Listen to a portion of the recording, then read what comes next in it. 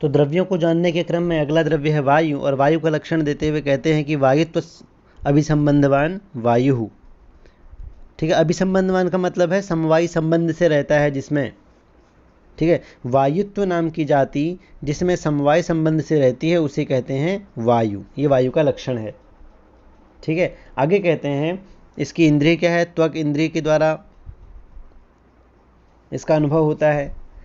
ठीक है, और इसके दो भेद हैं। पहला भेद है प्राण, जो शरीरवर्ती है, जो आंतरिक रहता है। ठीक है, जैसे कि प्राण अपान वायन उदान समान, ये जो 5 वायु हैं, 5 प्राण हैं। और जो इसका बाहरी भेद है वो है वात। वात माने होता है पवन। ठीक है, तो इस प्रकार से इसके प्राण और वात आदि जो है भेद हैं, प्रभेदः। तो वायु के गुण कौन कौन से हैं, तो कह रहे इसमें 9 गुण हैं। स्पर्श, संख्या, परिमाण, पृथक्त्व, संयोग, विभाग, परत्व, अपरत्व और वेग, ये इसमें गुण हैं। इनमें जो संख्या परिमाण के जो 8 गुण हैं ये तो सामान्य गुण हैं। सामान्य गुण का मतलब जो एक से अधिक द्रव्यों में पाए जाते हैं। ठीक है, जो अनेकों द्रव्यों में रहते हैं, जिनके अनेकों गुणी हैं, आश्रय हैं। लेकिन जो स्पर्श नाम का इसका जो गुण है यह विशेष है, यह वायु में ही रहता है। ठीक है, स्पर्श नाम का यह जो गुण है यह विशेष गुण है। और इसीलिए भी, क्योंकि यह जो वायु है यह कह रहे हैं कि स्पर्शाद अनुमेय, यह स्पर्श से ही इसका अनुमेय होता है, स्पर्श से ही इसका अनुमान किया जाता है। ठीक है, तो स्पर्श नाम के गुण से ही जो है वायु का अनुमान किया जाता है और इसका विशेष गुण है। कैसे अनुमान किया जाता है तथा ये मैंने, क्योंकि अब अनुमान कर रहे हैं यो अयम वायो वाति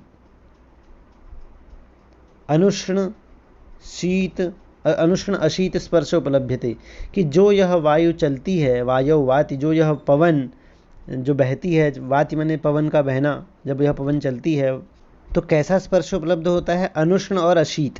मतलब अनुष्ण माने न तो बहुत गर्म और ना ही बहुत ठंडा।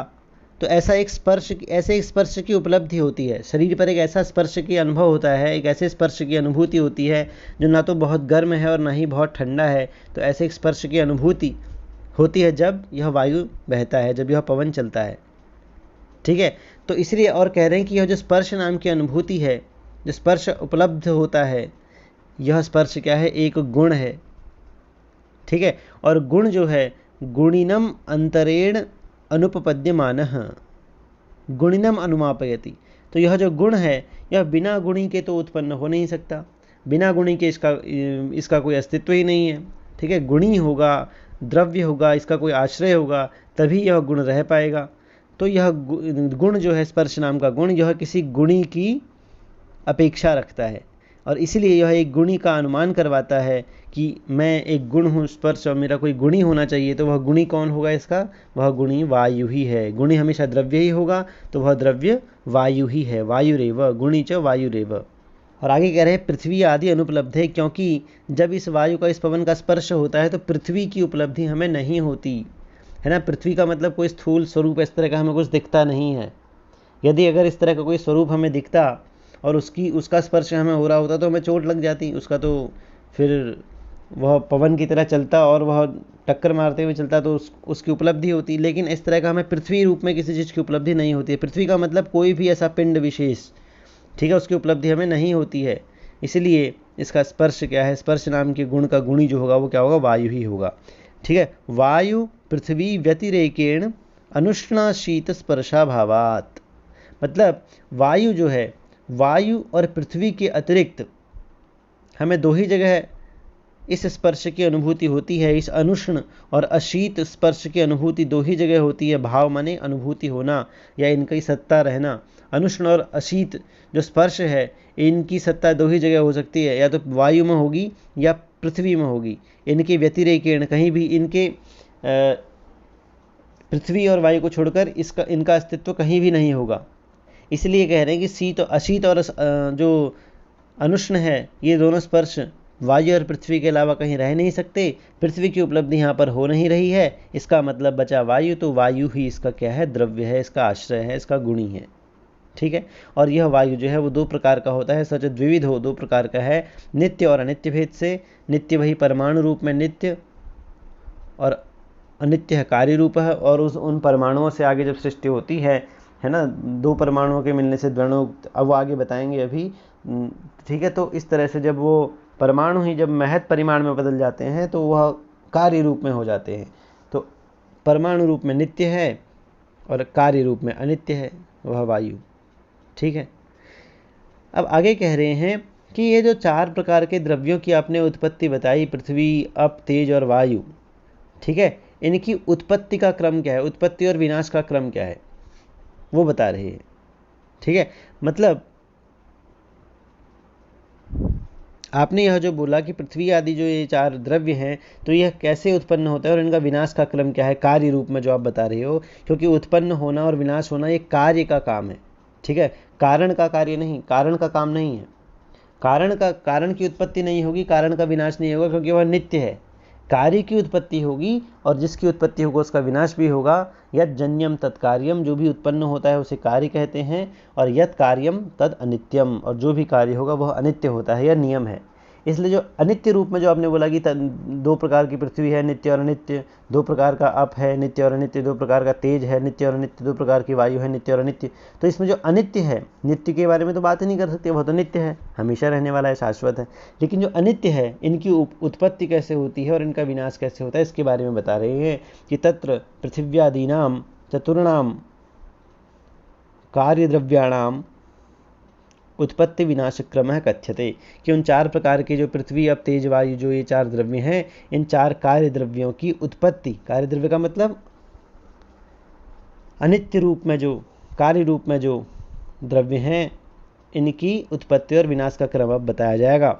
ठीक है, तो कहते हैं कि द्वयोः परमाणुवोः क्रियया संयोगे सति द्वणुकम उत्पद्यते, मतलब सबसे छोटा हो गया परमाणु जो नित्य है, तो इस तरह के 2 परमाणुओं का जब संयोग होता है, ठीक है, 2 परमाणुओं में जब क्रिया होती है तो उस क्रिया से संयोग होता है। ठीक है, और 2 परमाणुओं में क्रिया होने से जो संयोग होता है, तो उस संयोग के द्वारा जो रिजल्ट हमें मिलता है उसे हम द्वणुक कहते हैं। 2 परमाणुओं में क्रिया हुई और वो 2 मिल गए, उनका संयोग हो गया, तो अब वह परमाणु कहाँ रहा, तो वह द्वणुक बन गया। तो परमाणु क्या हो गया, अकेला परमाणु वो हो गया नित्य, और यह जो द्वणुक है यह हो गया अनित्य, और इससे आगे जो भी कुछ होगा वो सब अनित्य होगा, क्योंकि यह जो है संयोग से उत्पन्न हुआ है 2 परमाणुओं के। परमाणु नित्य रहेगा, परमाणु एक नित्य है अकेला, लेकिन जब द्वणुक हो गया तो यह अनित्य होगा, क्योंकि द्वणुक अगर बना है तो इनमें कभी, अगर इनमें के बीच अगर संयोग हुआ है तो वह संयोग कभी खत्म भी होगा, तो इसलिए वह अनित्य हो जाएगा। ठीक है, तो आगे कह रहे हैं तस्य परमाणु, उस द्वणुक के, परमाणु समवायी कारणम।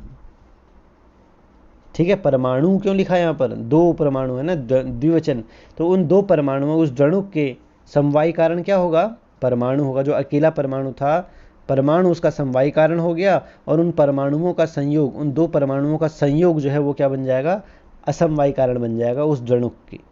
तो द्वणुक का समवायी कारण क्या हो गया, परमाणु, और उसका असमवायी कारण क्या हो गया, परमाणुओं का संयोग। ठीक है, और तीसरा एक कारण और बता रहे हैं कि निमित्त कारण क्या होगा फिर, तो कह रहे हैं अदृष्ट आदि।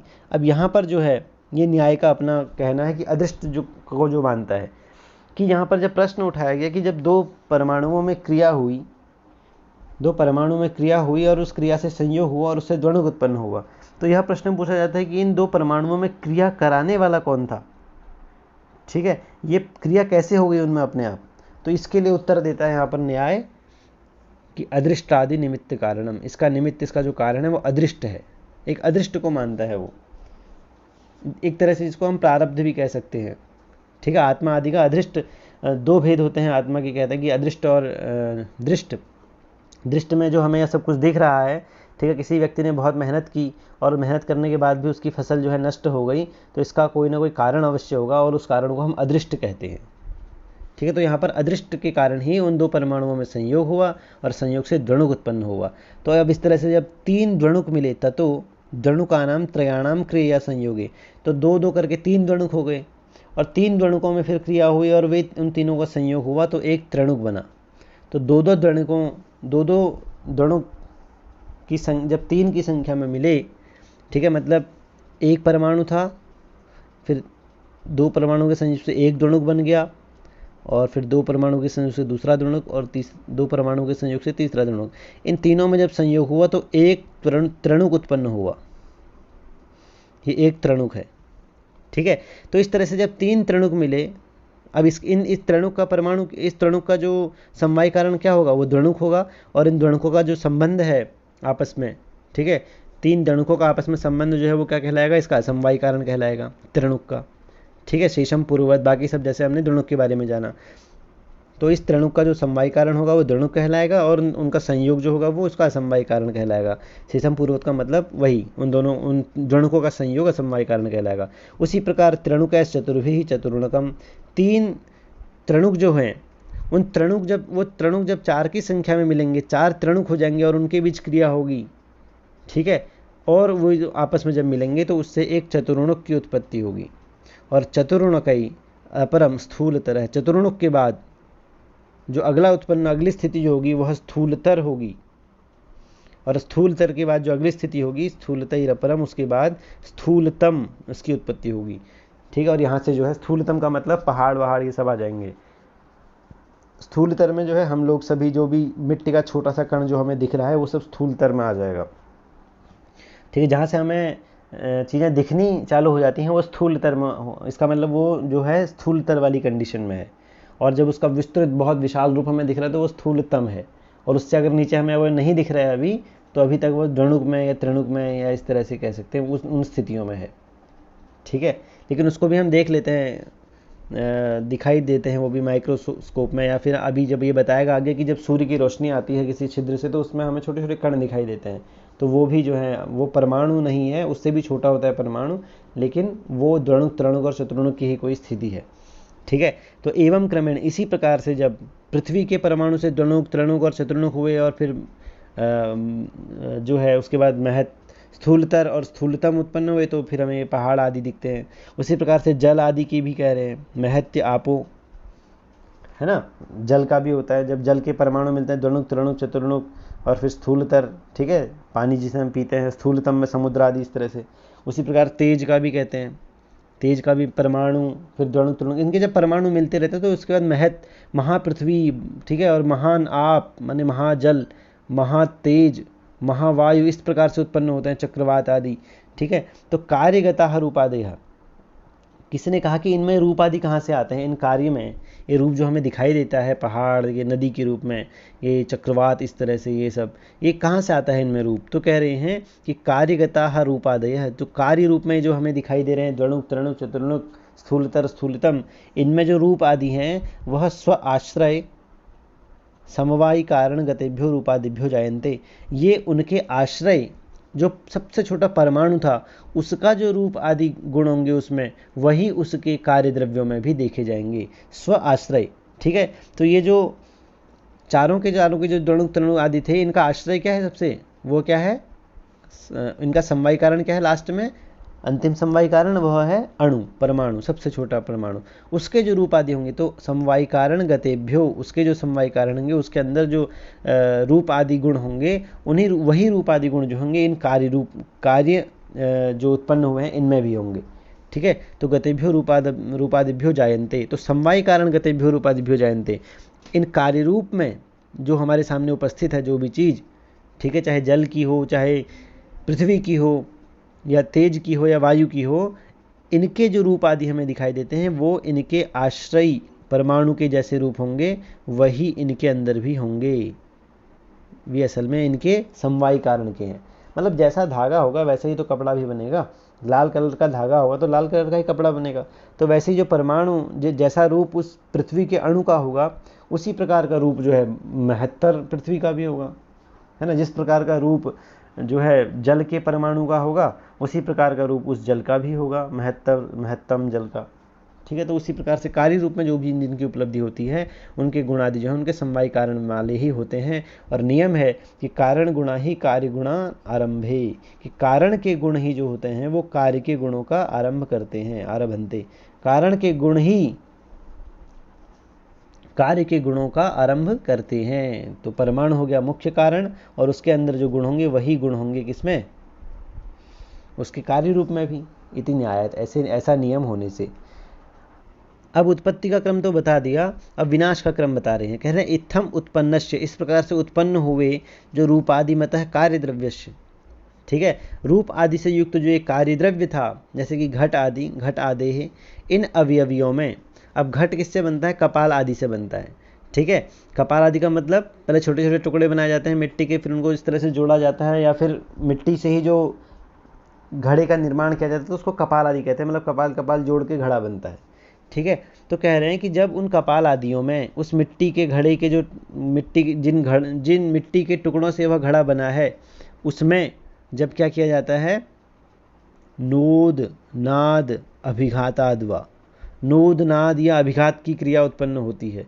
मतलब जब उनको गिरा दिया जाता है या उसमें चोट की जाती है या अभिघात किया जाता है, ठीक है, या फिर उस पर प्रहार किया जाता है, तो इस प्रकार की क्रिया जब उस घड़े पर, उस कपाल आदि पर की जाती है तो उससे क्या होता है? तया विभागः, उससे क्या होता है? विभाग उत्पन्न होता है। उस क्रिया से उन कपाल आदि में, उस मिट्टी के टुकड़ों में जो है क्या होते हैं? विभाग उत्पन्न होता है। और उस विभाग से तेन अवयवी आरंभकस्य असमवायी कारण भूतस्य संयोगस्य नाशः क्रियते। और उस विभाग से क्या होता है? उन अवयवों में, ठीक है, उस अवयवी के, उस घट रूपी अवयवी के जो अवयव थे, कपाल आदि, जो मिट्टी के कण आदि जो अवयवी से, उन अवयवियों का जो क्या था? असमवायी कारण।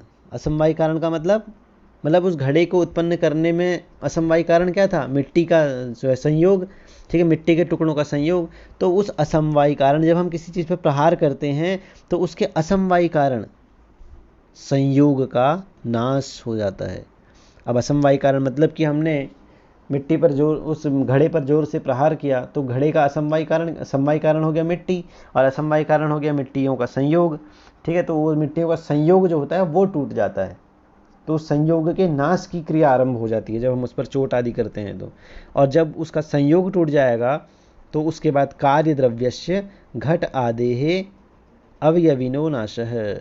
और जब अवयवों का नाश हो जाएगा, अवयवों में संयोग नाम का जो संबंध था वही नहीं रहेगा, उनमें विभाग हो जाएगा, उनका संयोग का नाश हो जाएगा, तो उस अवयवों का जो अवयवी है घट, वो कहाँ टिकेगा? उसका भी नाश हो जाएगा, तो अवयवी का भी नाश हो जाएगा। ठीक है, तो कह रहे हैं कि जब ये विनाश की प्रक्रिया बता रहे हैं कि जब हम किसी घड़े पर किसी कार्य द्रव्य, घड़े का मतलब कोई कार्य द्रव्य के रूप में, उदाहरण के लिए घड़े को ले रहे हैं, तो हम किसी घड़े पर यदि हम चोट करते हैं, अभिघात करते हैं, तो उसका जो असमवायी कारण है, ठीक है, मिट्टी का संयोग, उस संयोग का नाश हो जाता है। और संयोग का नाश हो जाता है तो अब संयोग किस में होता है? अवयवों में होता है। तो अवयवों के संयोग का नाश हो गया तो अवयवी में नाश की प्रक्रिया शुरू हो जाती है। ठीक है, संयोग ही नहीं रहा तो अवयवी कहाँ से रहेगा? उस संयोग से बनी हुई चीज़ कहाँ रहेगी? तो बस इस तरह से जो है नाश की प्रक्रिया आरंभ होती है। एतेन अवयवी आरंभक असमवायी कारण से द्रव्यनाशो दर्शित है। इस प्रकार से हम देखते हैं कि अवयवी का आरंभक, ठीक है, अवयवी को उत्पन्न करने वाला जो अवयवों का संयोग था असमवायी कारण नाम का, वह नाश जब उसका होता है तो उस द्रव्य का भी नाश हो जाता है। ठीक है, उस पदार्थ का भी नाश हो जाता है। और इस प्रकार से जो है उनका भी नाश हो जाता है, और वो नाश होते होते फिर अपने अपने कारण में मिलते चले जाते हैं, और लास्ट में फिर वही परमाणु ही बचता है। ठीक है, तो इस तरह से इसको बता रहे हैं कि विनाश की प्रक्रिया कैसे चलती है। अब यहाँ तो ये बताया गया कि असमवायी कारण के नाश, मतलब कि जो अवयवों में संयोग हो रहा था उस संयोग के नाश से जो है कार्य रूप उस अवयवी की भी का भी नाश हो गया। तो असमवायी कारण के नाश के कारण जब नाश होता है उसको यहाँ पर बताया गया। लेकिन कह रहे हैं कि कभी कभी समवायी कारण के नाश से भी द्रव्य का नाश हो जाता है। क्वचित समवायी कारण नाश से द्रव्य नाश है, मतलब नाश दो प्रकार का हो रहा है। एक असमवायी कारण का जब नाश होता है उस समय, और एक समवायी कारण का नाश होता है जब उस समय। क्वचित समवायी कारण नाशे द्रव्य नाश, समवायी कारण के नाश होने से भी द्रव्य का नाश देखा जाता है। जैसे यथा पूर्वोक्तस्यैव पृथिव्यादेः संहारे संजहीर्षोर महेश्वरस्य संजहीर्षा जायते। ठीक है, मतलब जैसे ऊपर पृथ्वी उपर्युक्त, मतलब जो पृथ्वी आदि हम बता रहे थे, पृथिव्यादेः संहारे मतलब पृथ्वी आदि का संहार, जब प्रलय की अवस्था आती है, या फिर कह रहे हैं कि जब पृथ्वी का संहार करना होता है, और इस पृथ्वी के संहार करने की इच्छा, संजहीर्षा उसको कहते हैं। ठीक है, किसी का संहार करने की इच्छा जो है संजहीर्षा कहलाती है। अब पृथ्वी के संहार करने की इच्छा जब कभी महेश्वर माने भगवान शिव के मन में उत्पन्न होती है, शिव जो है महेश्वर, ठीक है, महेश्वर यानी भगवान शिव जब इस पृथ्वी आदि का संहार करने की इच्छा करते हैं, संजहीर्षा जायते, तो क्या होता है उस समय पर, द्वणुक आरंभकेशु परमाणुषु क्रिया। तो द्वणुक आरंभकेशु मतलब द्वणुक को उत्पन्न करने वाला जो परमाणु है, ठीक है, उस परमाणु में क्रिया होने लग जाती है। जब ईश्वर, क्योंकि न्याय जो है ईश्वर को मानता है और ईश्वर की सिद्धि वो अनुमान के द्वारा करता है, ठीक है। तो कि जितना भी जो भी कार्य है उसका कोई ना कोई कारण अवश्य होता है। जैसे कि घट एक कार्य है और उसका कारण है मिट्टी और कुम्हार आदि, उसी प्रकार से यह संसार, जो नदी, पहाड़ और ये झरने, तालाब हमें दिख रहे हैं, समुद्र, ये भी जो है कार्य द्रव्य हैं और इनके वो उत्पत्ति करने की क्षमता हम मनुष्यों में नहीं है, इसलिए, लेकिन इनकी भी तो उत्पत्ति किसी न किसी ने की ही होगी, तो इनकी उत्पत्ति करने वाला जो है वह ईश्वर है। इस तरह से वह अनुमान के द्वारा सिद्धि करता है ईश्वर की, और इस तरह से इसको आस्तिक दर्शनों की श्रेणी में ही रखा जाता है न्याय को।